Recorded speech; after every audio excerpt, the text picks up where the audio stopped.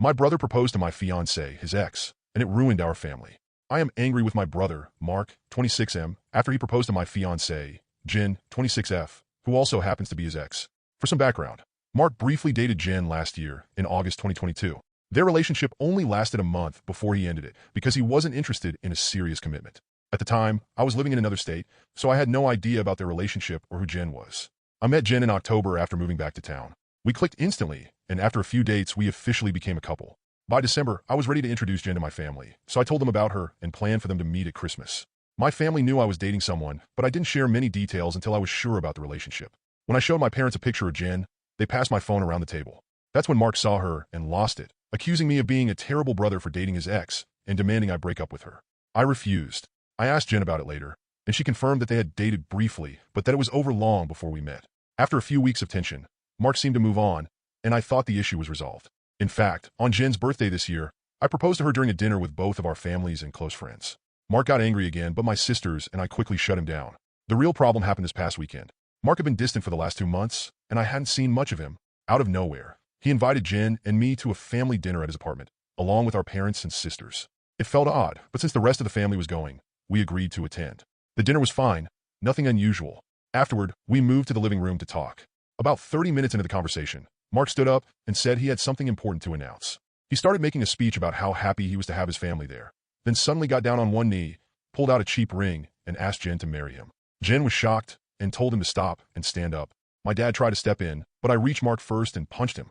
I was too angry to catch everything he said, but he mentioned wanting to prove that Jen wasn't really interested in me and was just using me to get back at him.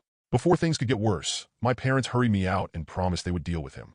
It's been a few days, and I'm still incredibly angry. I'm also worried that this might make Jen second-guess our engagement. Jen and I are newly engaged, but we're serious about each other. Even though things have moved quickly, I'm confident in our relationship. When Jen and I first met, I approached her. I don't know if she suspected that Mark and I were related, but when I asked her after learning about their past, she said she had no idea. I believe her then, but now, Mark's behavior has me questioning things. I had no idea Jen and Mark had dated when I met her. Mark and I aren't particularly close. We drifted apart as we got older and rarely spoke, except on special occasions. Jen knew I had a family, but I didn't share much about them until I was ready for her to meet them. When Jen and Mark saw each other again, there was no sign of lingering feelings, just polite interaction. Given that their relationship was so brief, I didn't think I needed Mark's approval to propose to Jen. But now, I'm wondering if I should have handled things differently. Despite everything, I plan to talk to Mark this weekend to clear the air. I realize I never asked for his side of the story, which was a mistake on my part. I need to understand his perspective so we can move forward. First update. I called Mark and asked him to meet up with me at my place to talk. I told him I would prefer Jen to be around for the talk as well, but I was cool with it if he didn't want her there. He agreed to talk to both of us and showed up at my place around noon today. It was pretty quiet for a few minutes before I started the conversation. I apologized for not warning him I would be proposing to Jen, and I apologized for hitting him. He said it was whatever, but he appreciated the apology. I told him what Jen had said about the relationship and breakup when I asked her about it, and I asked him to confirm if it was true.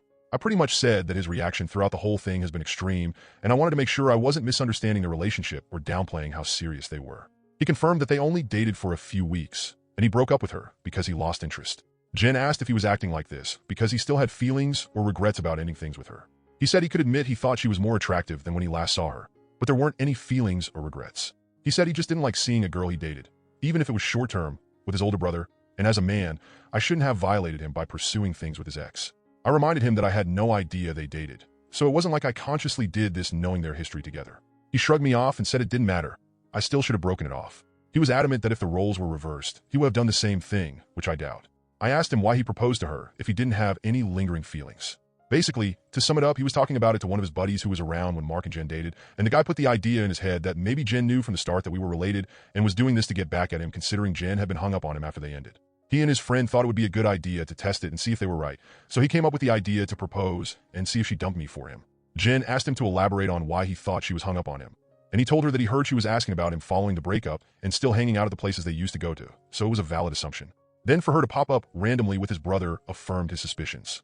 Jen told him she'd only asked about him once following the breakup, and she'd been hanging out at those places with friends before they started dating, and she wouldn't avoid them because of a breakup. She also told him she was offended at the idea that she would go as low as to pursue me, just to get back at him. He shrugged and gave her a half-hearted apology, but said she had to see it from his point of view. He asked her if she really didn't know, and she told him that she didn't see the resemblance in us until we were in the same room and we act nothing alike, so it never crossed her mind, and he said okay. That pretty much wrapped up the conversation. He did tell me before he left that I could take back his invite to the wedding because he couldn't bring himself to support our relationship, knowing he used to date her. I told him he didn't have to worry about that, as he was most likely going to be uninvited anyway.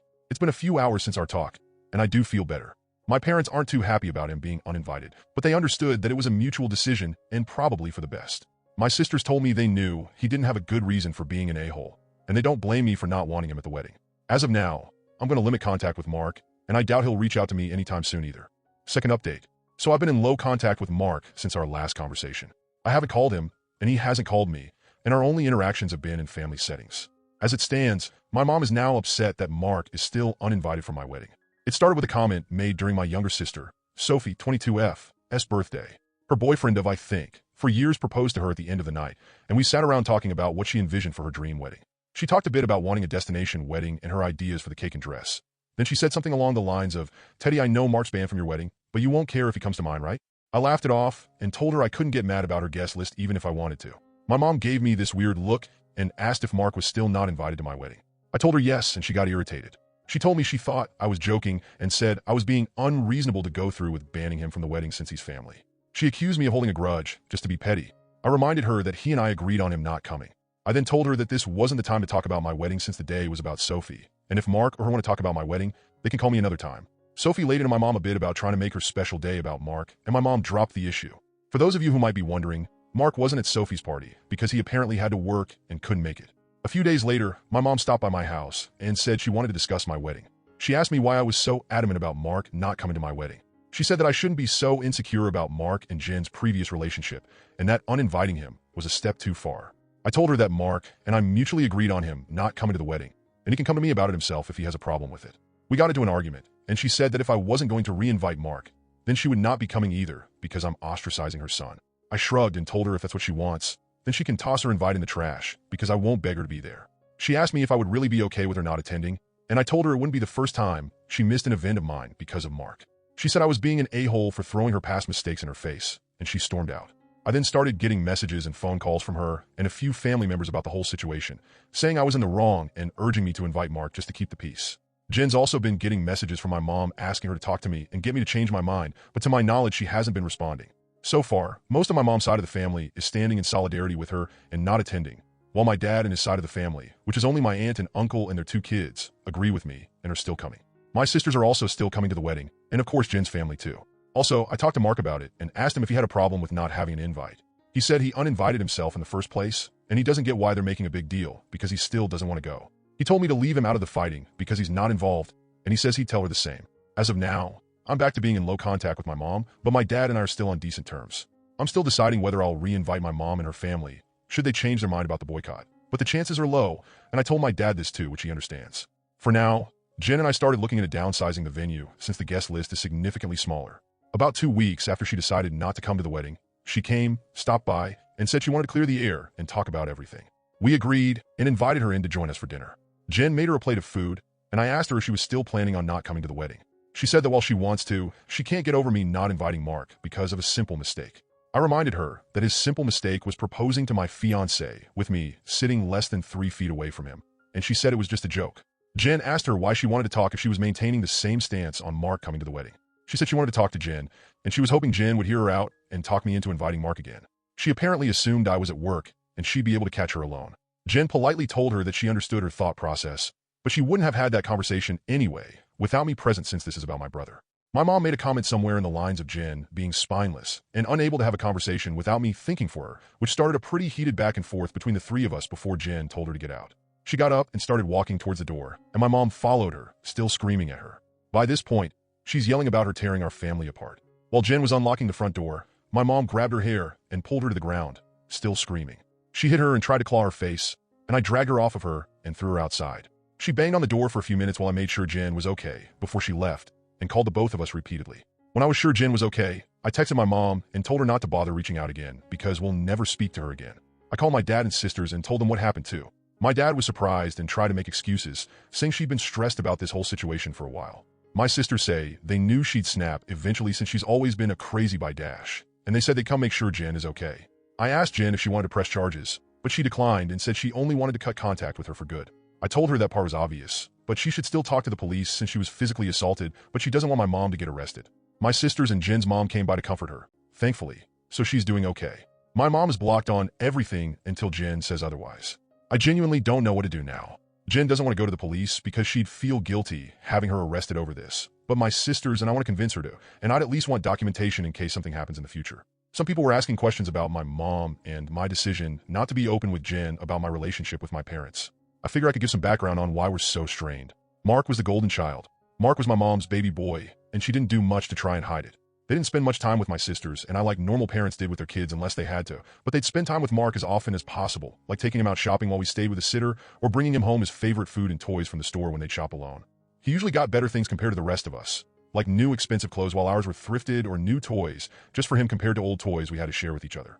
If my sisters and I got gifts, they were for us to share, but my mom made it pretty clear that Mark's things were only for him, and we shouldn't touch them.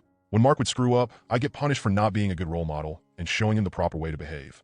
For example, Mark went through a phase of breaking his toys, and I got the beating because obviously he learned that behavior from me. When he was 8, Mark got in trouble at school for trying to push a kid down the stairs. I was grounded for 2 weeks and told to apologize to the kid for not teaching my brother right. When I turned 13, I pushed for my parents to start giving me an allowance. They agreed as long as I did household chores like mowing the lawn, taking out the trash, raking leaves, etc. It was usually somewhere around $25 a week to help me start saving. Mark saw that I was getting money, and he begged my parents for an allowance too. Instead of making him work, $10 of my allowance money was given to him each week because we were doing such a good job with our chores that he never touched. Whenever I asked him to help, he'd tell me it's not his job to do chores, so why should he bother? It was around this time that I started really distancing myself from my brother. By the time I entered high school, we only talked to each other when we needed small favors, or when we absolutely had to. I got my first job when I turned 17 because I wanted to finally get my own car and make money that they couldn't force me to give to Mark. My oldest sister Maggie helped me start my own bank account and showed me how to properly budget and save my money. I got my first car at 18 after all of my hard work. When Mark got his license, my parents asked me to let him use my car to get around and for extra practice behind the wheel. Reluctantly, I agreed, and for a while the arrangement was fine. Mark used my car when I didn't need it and helped maintain it pretty well. When he expressed wanting my parents to buy him his own car, my mom came to me and told me to give him my car because he needed it more. When I refused, she threatened to kick me out. We got into a fight that night, which ended with her giving Mark my car and taking me to transfer ownership of it to him within the following few days. Since I didn't have anywhere else I could go at the time, I just sucked it up and signed it over. When I graduated high school, both of my parents skipped my graduation because Mark didn't want to sit in a long ceremony just to see me get a piece of paper, and my mom didn't want to leave him alone for the night. So I only had the support of my sisters and my aunt and uncle, who wanted to take me out. They ended up having to bring me home at my parents' request because they made me dinner to make it up to me. It was a dinner I couldn't eat because my mom put shrimp and chicken on the same serving dish, and I'm allergic to shellfish. My first year out of high school, I worked 2 jobs to buy myself another car, and at the start of the new school year, I moved away for college and cut contact with them. They, mostly my mom, tried to reach out for the first few months via social media and Sophie, but I never responded, and I told Sophie she would be cut off too if she kept trying. When she couldn't get to me through Sophie, she tried going through my older sister Charlotte and a few times through Maggie and Mark until I threatened to file a restraining order for harassment. It was a bluff because I had no idea how to do it, but it managed to scare her off, and the most I got from her was happy holiday texts over the years. Around the time I moved back, Charlotte told me they had been seeing a family therapist at Charlotte's request, and my parents wanted to apologize for their treatment of us. I was hesitant, but I agreed as long as they would be genuine, and the reconciliation process started when I moved back home. That doesn't even scratch the surface of everything they put me through, and it took a lot for me to even begin to let them back into my life. When I met Jen, I wasn't sure where my relationship with her was going or where my relationship with my parents was going. I didn't want to mention my family at all, mostly because I was ready to cut contact again if I needed to. Jen understood it being a sore subject and didn't press for more. Final update. To answer the most common question about why I chose to reconnect after everything, the short answer is because I would do anything for my sisters. Charlotte wanted the entire family around for the birth of her first child and to help her while she adjusts. She didn't want part-time aunts and uncles who would only visit her kid during birthdays and holidays. She was never the type to ask for much of anything growing up, so when she asked if I would be willing to try for her, I agreed because it would make her happy. I also think part of me hoped that maybe they'd changed. I don't regret trying to reconcile either. My parents are still terrible, but I met the love of my life, so I call it a win. A few people wanted to know if there's an update. So here we go. A lot has happened. We filed a report with the police, and we're told that even though Jen doesn't want to pursue anything, it's not up to us to decide whether it goes further, but they would keep our preference in mind. We provided some pretty decent evidence of the assault, including pictures of Jen's face and texts with my mom and dad talking about what happened. We were advised to report and record any other incidents with my mom going further in case anything else happens. Considering where we live, I doubt it'll go anywhere, but at least we have it on record. I got about 100 angry text messages that tell me they at least spoke with her regarding the incident. My mom tried to corner me into leaving my job and screamed at me about trying to ruin her life. She kept screaming that I was an awful son for trying to get her arrested over a small misunderstanding, and she didn't understand what she'd done to deserve being punished like this. I told her that if she didn't like being in legal trouble, then she shouldn't have hit Jen. She demanded I tell the police to forget the report, which I refused. I told her exactly what the officer said about it being out of my hands. She had a tantrum in the parking lot and hit me a few times, just on the chest and arm, before security intervened and dragged her off the property. I had to talk to my boss about the incident. Luckily, she was understanding of everything going on after I explained what was happening. When I got home, I told Jen what happened. She was upset and asked that we discuss the plan with my family moving forward. It was a long talk, but we took the advice of some Redditors and decided to go completely without contact with my family aside from my sisters. We agreed that having them in my life is adding unnecessary stress for the both of us, and we aren't even married yet. She told me she wanted to consider moving away and putting some distance between us and my family. She said that she tried to stay out of my family issues because it's not her place, but she refuses to put up with my mom and her behavior or my dad enabling her abuse. A lot more was said, too much to put in this post, but I agreed with her that they were more trouble than they're worth, and I also don't want to put up with this anymore. I also agreed to go to therapy, and she's helping me find a therapist. I decided to call my dad after our talk and let him know I would be going no contact. He didn't answer the first time I called, so I left a message asking to have a long talk. When he called back, he asked if it was okay for my mom to be a part of the conversation. I told him it was okay, since she needed to hear what I had to say too. The conversation went about as well as you could expect. I told them both that Jen and I are cutting them out of our lives. My dad demanded to know why I would do something like that after going through all the trouble of repairing our relationship. I told him that this entire thing with Mark has shown me that nothing is actually repaired between us, and as far as they're concerned, the world revolves only around my mom and my little brother. I told them that their continued favoritism of Mark has brought our relationship to a point of no return and that I wasn't interested in holding on to a failing relationship. I told them that I agreed to reconcile for Charlotte's sake, but I don't appreciate all of the disrespect towards me and Jen, and that I wouldn't put up with it anymore for both of our sakes. To my mom specifically, I told her that I was tired of her using me as a scapegoat for her bad parenting and Mark's attitude. I also told her that I would never forgive her for what she did to Jen and what she did to me and my sisters growing up. She started to say how I should move on like my sisters have, but I cut her off and told her that she should take their forgiveness and move on because she would never receive it from me, especially after everything she's done these last few weeks. She started crying and asking me how I could treat her like such a villain. I told her she could only be upset with herself because I've done nothing wrong. She cried harder and told me how much she regretted having me and how I've only tried to ruin her life. This started a heated argument between her and Jen once again, and Jen told her in much more colorful words that she was disgusting and plenty of other nice names for saying something like that to me. I don't know if she left the room or just decided to shut up, but my mom stopped talking when Jen was done speaking to her. My dad said he wasn't okay with being shut out of my life, and he asked me to try to understand my mom's point of view. He said that she was also struggling because her kids were at odds, and I was being unfair to punish her for her struggles with raising and caring for us. The last thing he said was that we were a family, and I shouldn't let past mistakes stop us from moving forward together.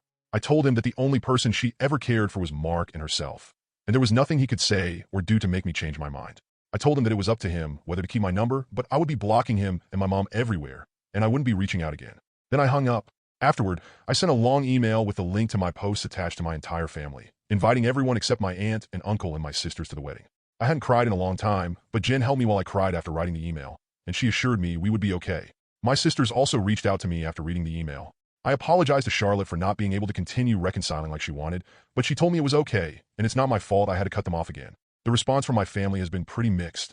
Some are angry I aired out family issues on a public internet forum, while others are pissed at my parents because they never knew it was this bad. The last person I talked to about everything was Mark. He asked if I was cutting him off too, and I told him I wasn't, but I wouldn't be going out of my way to reach out to him either. He didn't argue and just wished me the best with the wedding, and we haven't spoken since. Right now, Jen and I are looking for a new place to stay. The plan is to move closer to Jen's brother. He lives about 3 hours from where we are now, and Jen and I like the city he's in. I spoke to my boss about transferring, and Jen is looking into the option of working 100% remotely or possibly finding a new job. And once again, our venue's changed. Since the guest list is significantly smaller, my FBIL is considering letting us use his lake house for our wedding. I don't plan to post any more about this unless the sky falls, at least not until the wedding, because I want to move on with life, but I'll try to answer any questions some of you might have. Thanks and happy holidays.